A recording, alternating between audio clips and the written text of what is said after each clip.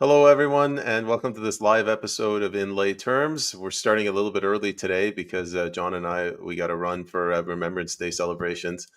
Uh, Today with me is my friend and fellow PPC candidate, Mr. John Eddy. Eddie, did I do it wrong? It is fine. Eddie, I'm so sorry Yeah, if I got it wrong. How are you doing, John? that's fine.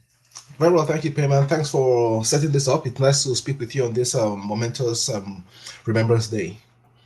Yeah, it's a good day to pick for what I believe is your first video interview. It is. All Very much right. looking forward to it, and I'm happy to meet your audience. We'll poll the audience at the end. We'll ask them how you did, and we'll get a thumbs up or thumbs down. Looking forward to that. No, I'm just kidding. You'll do great. You seem like you're a great public speaker. So, John, how about we start? If you could tell the audience a little about yourself. Good morning, Prairie. How's it going? If you could tell us a little about yourself, where you were born, where you're from, where you grew up. Go ahead. Yeah, that's sure. I was born in Nigeria. Um, I was raised and grew up there. Had my professional experience mostly in Nigeria. Um, I moved to Canada in 2017. Um, very clearly to try to better the lives of the ones that I love, right? And it's been great so far. I'm not going to delve into my professional experience just now. I feel like during our conversation, those things will bubble to the top. But what I'd like the audience to know is that why I'm with the PPC right now is because I see a pursuance of the very same things that drove me out of Nigeria. Popping up in Canada. There's no time than now, better than now, to step up and try to contribute to the society that I've come to join and love. It's been great being in Canada for all the time that I've been here. And I'm looking forward to doing some good work with the party. Sounds like a great start. John, you mentioned that you're noticing some of the things in Canada that you remember from Nigeria. Off the top of your head, can you give us some concrete examples? Well, I'm sure we'll delve into this. While I was growing up in Nigeria, Nigeria was, for the most part of its 60 years independent history from the British um, um, government, it's been more military government than civilian, or that statistic can be rechecked. And what is emblematic of that experience is that there's a fear of expression, there's a fear of movement. There is the feeling that someone else lords over you, and for the longest time, I've been trying to escape that reality. The democratic governments that have come to stay in Nigeria in between the military administrations have been no better because they've always had the influence of the military in that government. And I say all this to say to paint the picture of saying military governments or civilian governments that have a military influence are always dictatorial in nature, and they suppress freedom of expression, freedom of movement, or the freedom to participate in national development, or to contribute to a democratic process. And I started feeling that fear of speaking, of expressing what you really feel in Canada in recent years. And that's a singular example that I can give to say when I feel that tingling on the back of my neck to say, wait, this looks oddly familiar with what I ran away from. Um, it gives me cause to pause and to want to act. And I will go straight into what drove me out of the woodwork in the first place. It started with the experiences we had during the COVID pandemic, and from the get go, it was all hands on deck as Canadians to try to resolve um, the, the the issue and wade through the pandemic as a community, as a society, as a country. The red flags went up for me when it became a taboo to question or to ask about. Wait, where does this COVID come from? What really is the origin? and what is the best remedy that we as a country, as a community, can hope to get. As soon as the solution of the day became railroaded towards one singular, and we know what it is now, one singular solution, I wanted to ask questions. But at my workplace, in my community, certainly in the public domain, on the media, you can't ask questions. And so uh, that feeling reminded me of what I ran away from, to say that when there's a social or societal problem, you cannot contribute, you cannot ask, you have to do what you're told, and run with the flow. So that's the one thing that drove me out, to say, if things go wrong in little bits, and if you let little errors become normal, then bigger errors will build on top of that, and before we know it, we might have a dictatorship government dressed up as a democratic government. One other thing I wanted to pick up on. I was born in Iran, and from what little I remember and what I've heard, it's very common for them to set up checkpoints and to check, whether a man is with another woman in the car that's not his wife, whether she doesn't have the headscarf thing covering her hair. So that's like an infringement of freedom of expression and freedom of movement. Is there something similar to that in Nigeria? Well, yeah, there would be checkpoints per time depending on what the government was doing. It's not usually a check on proper what the societal form of dressing would be, but for the most part, it will be the government infringing on what your rights would be. Those checkpoints, for instance, do not care what the rules are regarding searching your personal property, your vehicle, or your person, and no one certainly has any chance or opportunity to complain. I've been searched multiple times in checkpoints, had my cars searched down to the trunk, had my person patted down, and there's no explanation to why. They would say it would be uh, because there's a security alert, possibly the operations of highway robbers. But yeah, checkpoints are definitely a thing. They are still going on right now in Nigeria. I was there recently, and I relive that experience again. But you are right. I think the similarity to what you might remember from Iran is that what the rules of operation is in the society, you as the layman, as a civilian, you don't have a chance to contribute to what those rules are. And there are people who will sit in their on their pedestals and decide, what the rules should be.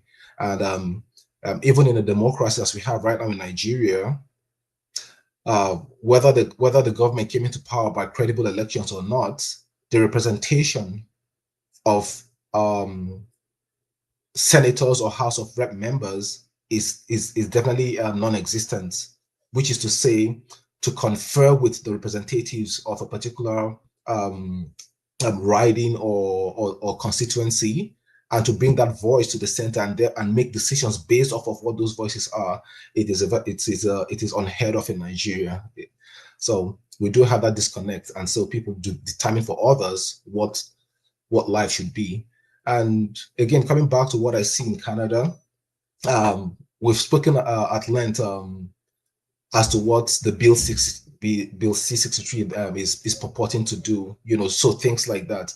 And just using that as an example, it's easy to clamp down on what one feels they should say and think with a bill or an act or a rule like that.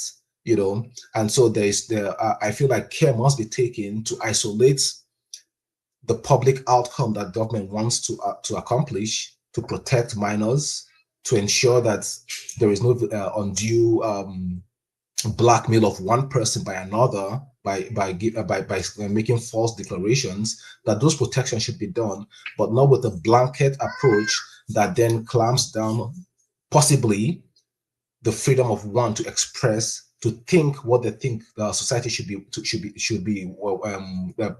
operate, and the point where they should be operating, and then contribute to that conversation. So those are the kind of things that gives me concern. So I'm going to come back to Bill 63 in a moment, the Online Harms Act. Um, I want to. So you just mentioned that Nigeria is a democracy, and you were talking about how there's a sense that the average person cannot influence the creation of laws. It's very similar in Canada. Like a lot of people don't vote anymore. They find that their vote doesn't work. You hear people say our leaders are selected; they're not elected. What is it that in Nigeria that prevents people from moving up the democratic ladder?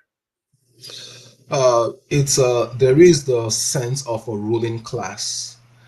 Now, whether that might be true or not, I mean, it's not written in any books, but you can get the sense. For instance, so yeah, in Nigeria, before you can run in any level of government, you have to be anointed by someone.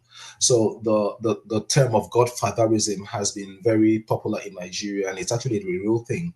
And what that means is that there are people who, either because of the amount of wealth they have, or the power that they've garnered in society ever since Nigeria got independent, it probably through their family lines, hold the reign to say they can determine, who becomes what office holder in Nigeria.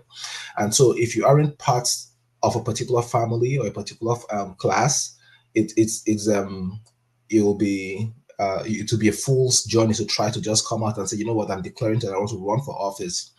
And that is partly why I could not do this in Nigeria, but I can do this here. And it's good for listeners to actually understand this separation. As the Even though we see symptoms, like I've said, of what I've seen in Nigeria and in Canada, the rules still work better. I believe that Canadians and Canada is still a more sane society where the rule of law is respected, and the person and the value of ideas is respected and appreciated over sentiment of power and family affiliation. And so, if I try to do this in Nigeria, it will go nowhere because I would have to find someone who had the power to anoint. And most of the time, you'd have to buy that anointing anyway. And so that's the basic thing that prevents people from actually rising in the through the democracy to power. The other thing is a deep set level of corruption. And I do not say this to just to echo what they say about African countries that they're corrupt, but I'll say this with practical example. The corruption that I refer to is the breakdown of the systems of the institutions that are supposed to serve as guardrails to have our society functions. Those guardrails or those institutions or those rules have been corrupted to the extent that it can be set aside by paying the right people the right amount of money. So we've had cases or reports of elections being stolen in Nigeria. The one that was just concluded last year, I believe, raised an uproar because the popular choice of the people, who everyone thought should have won, was set aside, and the emergent president. I wouldn't say this to categorically, but there's the feeling that he won because he was part of the ruling class or was anointed by the ruling class. And so the case would move to the judiciary, to the courts to question and to resolve. But even the rulings that come out of the courts, the evidences that will be provided for all that can investigate or analyze. Those rulings will come out will leave you wanting for more.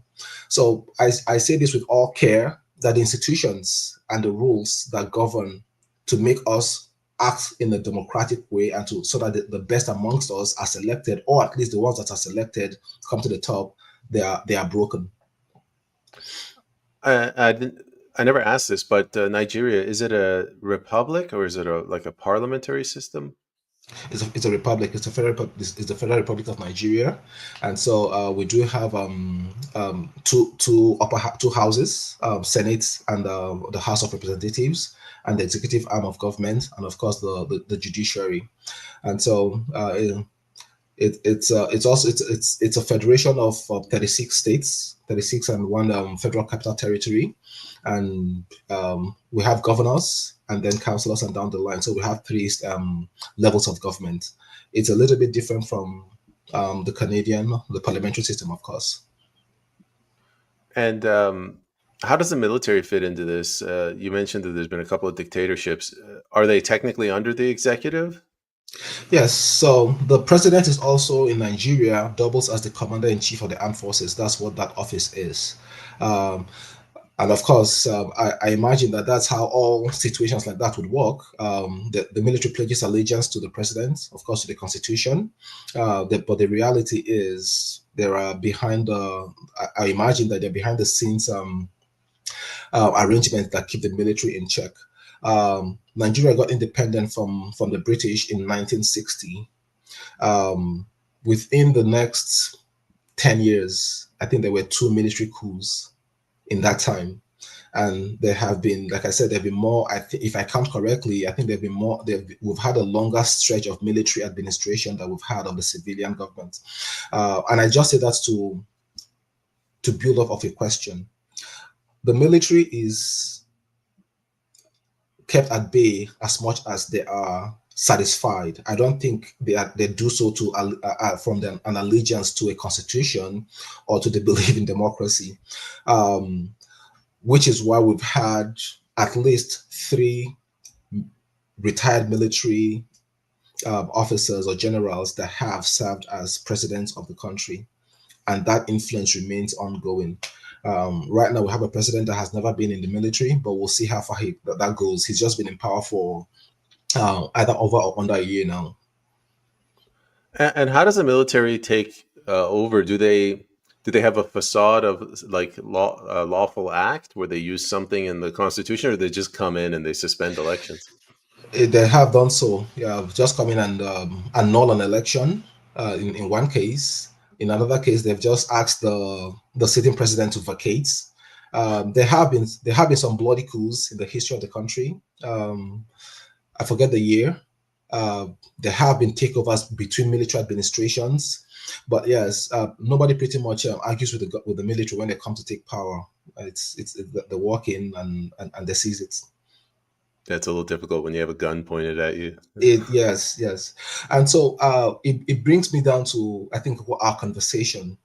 For all of the ills that a corrupt democratic government in Nigeria has, I still would prefer that to a military government or a military junta, whatever they call them.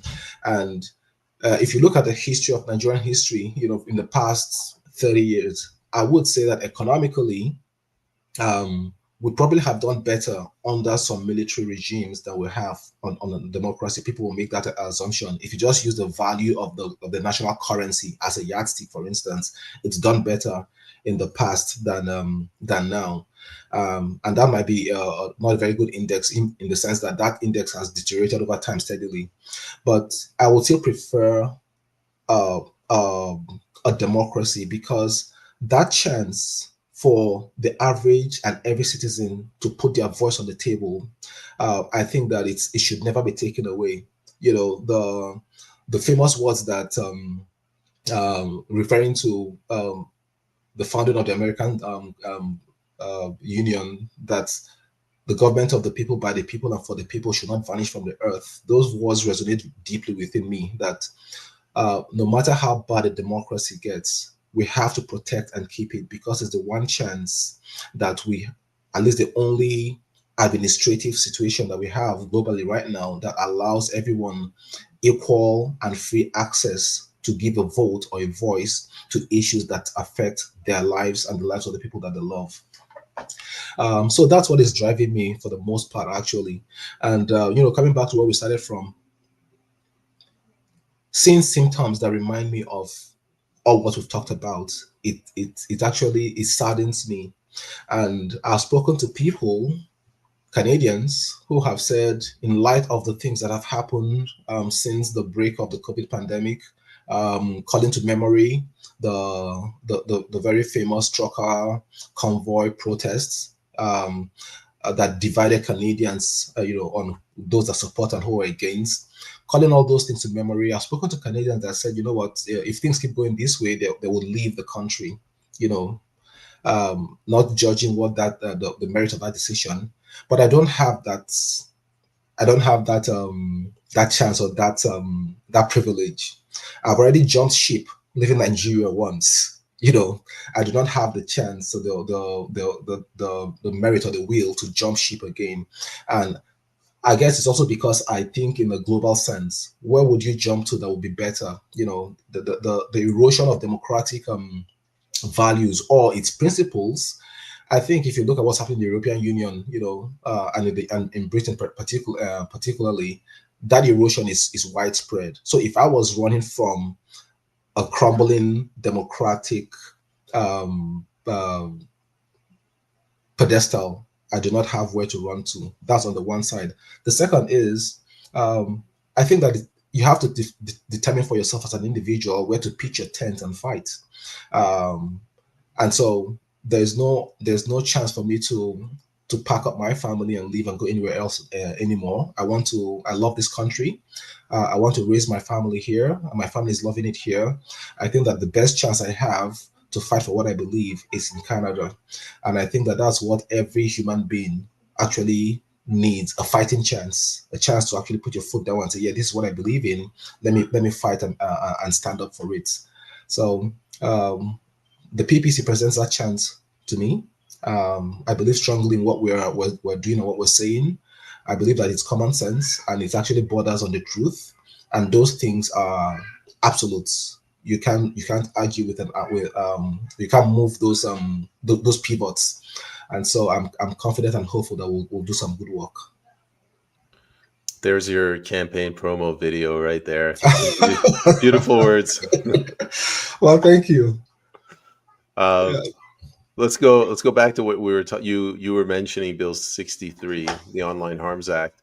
yeah. Um, compare and contrast for me self-censorship in Canada versus self-censorship back in Nigeria. Um, do you see it in either one? Um, I think that the only difference that I would say is, first of all, they're the same thing. To censor a person from saying what they want to say, and really say it is the same. The outcome is the same. The only difference is in Nigeria that it's accepted. It's like this.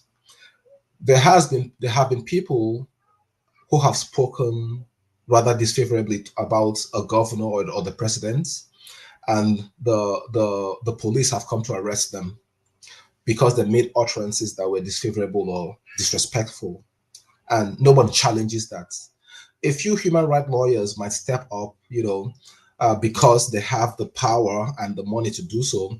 But as a society, there's no uproar to say, oh well, you can't stop this man from saying that the president is, I don't know, let me just use the common language, is a thief because he embezzled a lot of money or is giving political favors or contracts or juicy amounts of favors to their family or their friends. So there's no uproar when someone says something negative because it's accepted.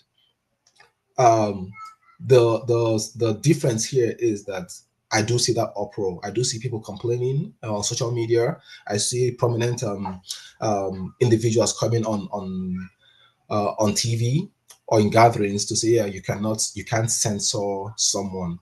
I think the biggest one we've seen where there has been institutional censoring is, like I said again, regarding the COVID pandemic and the vaccines and the measures that were associated with that.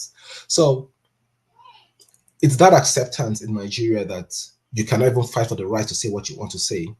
Who's the bully in town? What does that bully want? Let's give it to him. And what people do for the most part is to try to align with the powers that be, not to fight the powers that be. If I was in Nigeria, trying to say anything that paints Justin Trudeau in a bad light, um, I wouldn't feel safe walking the streets after we finish this conversation.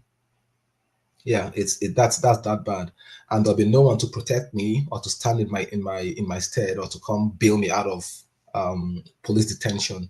So that's what the difference and the similarities would be. I think that we still have an opportunity in Canada that there hasn't been any kind of deep set normalization of censorship yet, and that's why I fear the Bill 63, that it's approaching or taking us to that normalization. If it passes and becomes law and the regulation starts, I fear that Canadians will accept this as what should be or what is normal, and that once that happens, then what will be tending towards the situation that I see in Nigeria, and I think that my drive as a candidate and as a Canadian, um, is to highlight for us what our democracy is. I've said to people, and I think we've talked about this before, that if we have a democracy, let it be a democracy. Let's not have a democracy. Let's not say we have a democracy that is a dictatorship that is clothed as a democracy. But you normalize things like the kind of censorship that Bill 63 might contain, then we have a problem in the long run. That younger Canadians, the second or the next generation, might normalize that, and that only gives power to a certain few and creates the situations where dictatorship can easily thrive. So I promise this is the last question I'm going to ask about Nigeria. No, But no, let's keep going. do you guys have enshrined rights, like a Bill of Rights, Charter of Rights, and if so, what are they? We do have a constitution drafted in the wake of our independence from the British, and the constitution actually. I don't have it. I don't know the ins and out of it or the origin, but it mirrors what would say we have in the U.S. Um, and it protects the rights of people to freely move, to associate, to vote, to self-govern. Those nice things. The the challenge is the interpretation of the Constitution or its effect. Sorry, it playing out in effect.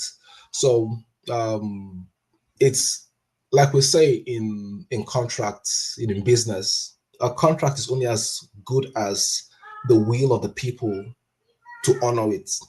Otherwise, it's just a piece of paper. And so the experience that I have as a Nigerian, let me not speak for all Nigerians, is that constitution is just a piece of paper because the powers that be will interpret it to their benefits, to the detriment of the population whenever they see fit. All right. So now let's move on to you running as a candidate. What riding are you running in again? Oh, Vancouver Quadra. All right. Yeah. It's exciting. It's why do you laugh? You, Let me ask you a question for one.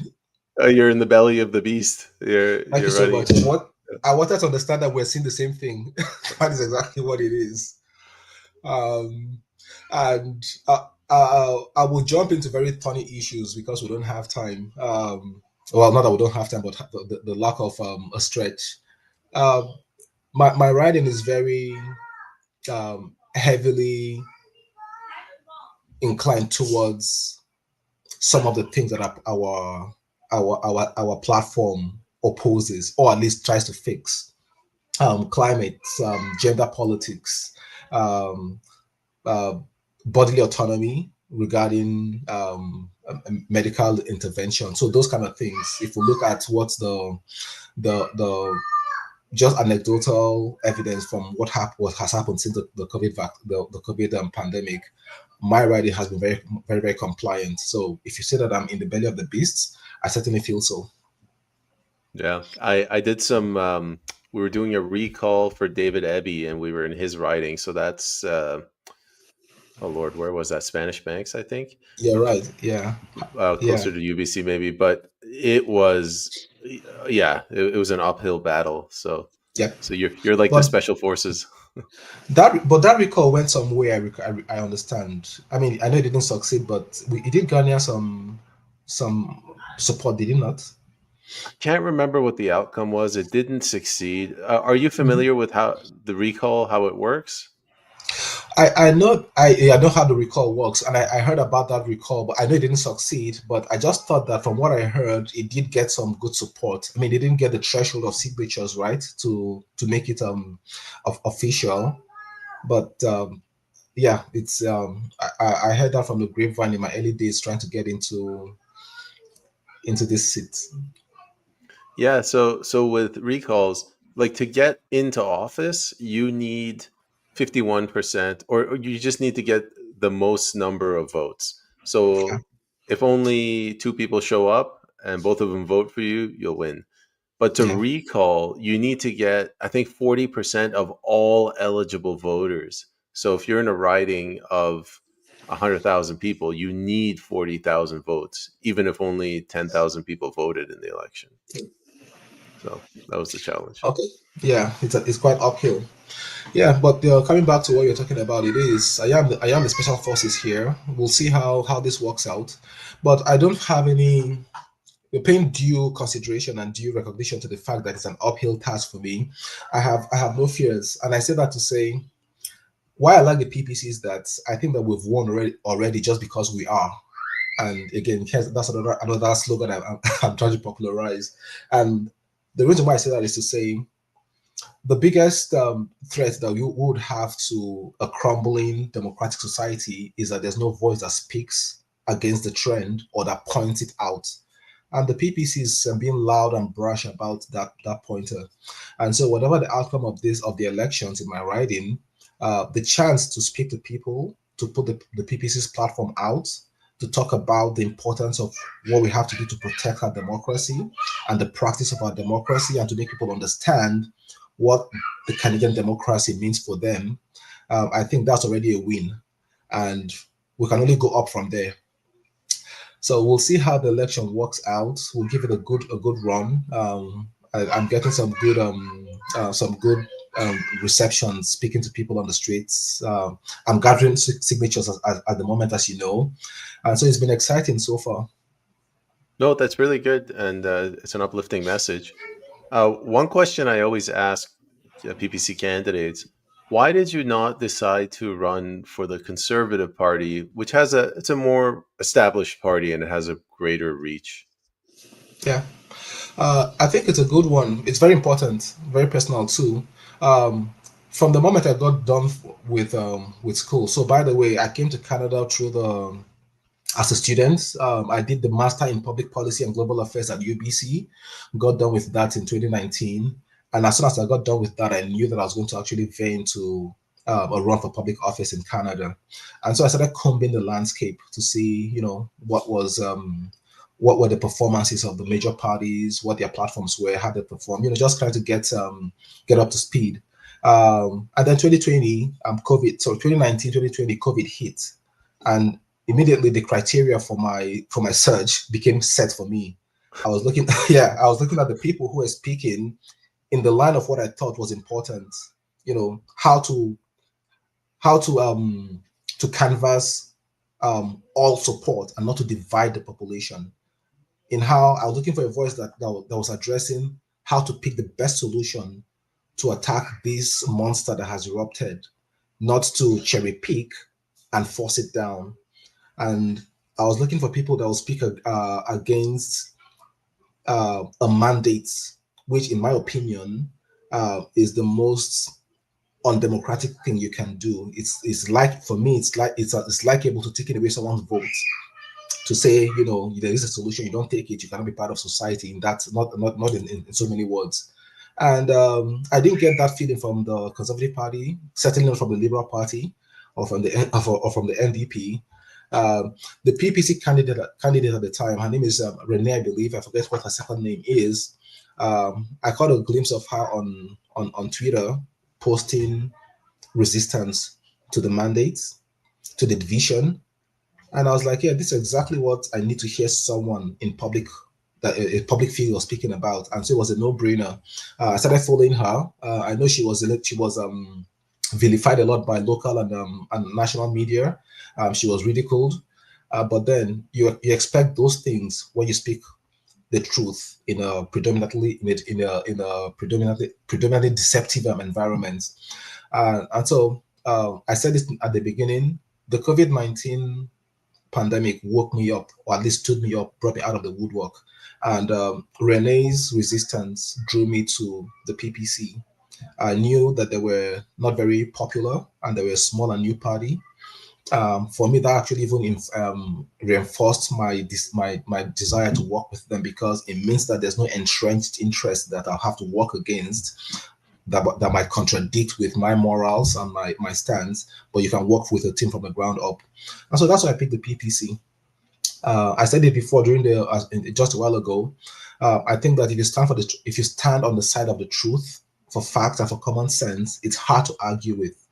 People can reject it, but if anyone took the time to consider deeply and to reflect, then you would have people come over to your side because those are absolutes. There you go. Maybe after you run for office this one term, somebody will look at you and be like, "Ah, John he's motivated me to run as well." So, There we go. Yeah, that's what that happened. We're trying to raise an army in the most basic sense of it, and that is to say, democracy must be defended. It must be defended. Anything that is good has to be defended. We have to stand on guard for it. Taking a line from our anthem, and so the army that we're trying to raise is an army of intellectual and conscious, morally conscious people that would live and walk and think and act in defense of this thing that we have in Canada, and to keep Canada as the shining light that I saw in Nigeria, many years ago, and thought that, what, if I was going to leave Nigeria, that's where I'm going to go. So yeah, that's the army we're trying to raise. man, that's your second campaign promo video. You're full of I these should great I should one-liners. be taking notes, right? I should be taking notes of this, shouldn't I? It's all recorded, buddy. You can clip it out and Awesome. use it. Yeah. Oh, awesome. John, let's see. What do we got? We got a couple more minutes. Tell me, like, what are do you, if you know, what are some issues that are important for people in your riding? Um, I think that the most crucial that I see is the need to maintain a clear DI policy to allow um, people of all cultures and categorization to freely move and perform their whatever that they require. I think that it's important that the maintenance of gender diversity or sorry, the SOGI um, principles are important in my writing. I think that the pursuance of climate action is important for people who live in my riding. Um, and that's what I know for sure at the moment. I'm still trying to tease out what the people on the streets and everyday people actually feel regarding the economy and certainly what they feel governance should be. So to answer that question, I'm still trying to understand that. I uh, I used to live downtown, and I still have friends there. I moved out, and every once in a while we meet up and we talk, and the conversation has shifted from, like, let's go out, let's have a drink, to, oh my God, there's poop all over the street. Oh man, I can't. The homeless people are attacking me again. Yeah, you're right. The writing is a little bit removed from that slight. We've had intentions.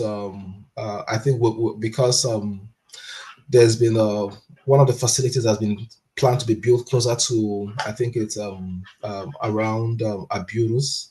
So that has caused some uproar, and so I haven't engaged with that enough yet. Um, I think that what I'm leading with at the moment is to say to have an economy or a social structure that works for people in my riding, we have to ensure that we do have a democratic society to begin with. Otherwise, everything will crumble down, and even those objectives or those issues might fizzle down the drain for us. But I realize that it does not come across as one that has a beat on the pulse of what the riding society society needs. But I'm just getting started, and I'm sure that I can rally the people around a common goal soon as I get more ingrained in the society. Well, I have faith in you, John. I Um, appreciate that. as we're wrapping up the episode, can you tell the audience where can they go to follow you or find out more about you? Um, the EDA website is the best. I think we can post that somewhere in the chats. At the moment, that's where I'm having all my thoughts and materials. I'm working on getting my the X channel going and possibly a YouTube. but we'll see how that goes. I'll just like the audience to know that I'm fresh out in this position. We got confirmed in August, and we're trying to get some work done to put ourselves out there.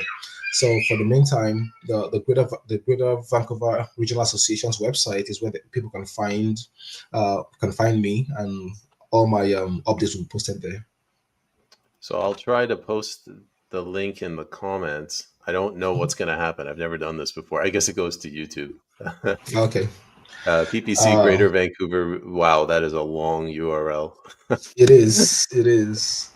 Um, they can find me on Twitter. I'm there as Odan. I think I'll that handle eludes me all the time. It's not very active yet because I'm just building it up. But yeah, um, that's where the site is where is the best way to start. Let me do something you're never supposed to do to try out something new. Okay, let's do that. Um, the audience must be completely bored right now. Present, share screen, window. All right, here we go. Yeah. This is Mr. John Eddie on PPC Greater Vancouver Regional Association .square.site. So you can go learn more about him right here, and Yep. yeah. All right. Well, John, thank you very much for coming on, and best of luck to your campaign. And as your campaign picks up, please be sure to come back and visit us again. We surely do. Thanks for the opportunity, and I look forward to chatting with you some other time. Sounds good, John, and have a wonderful Remembrance Day. You as well. Bye. Bye.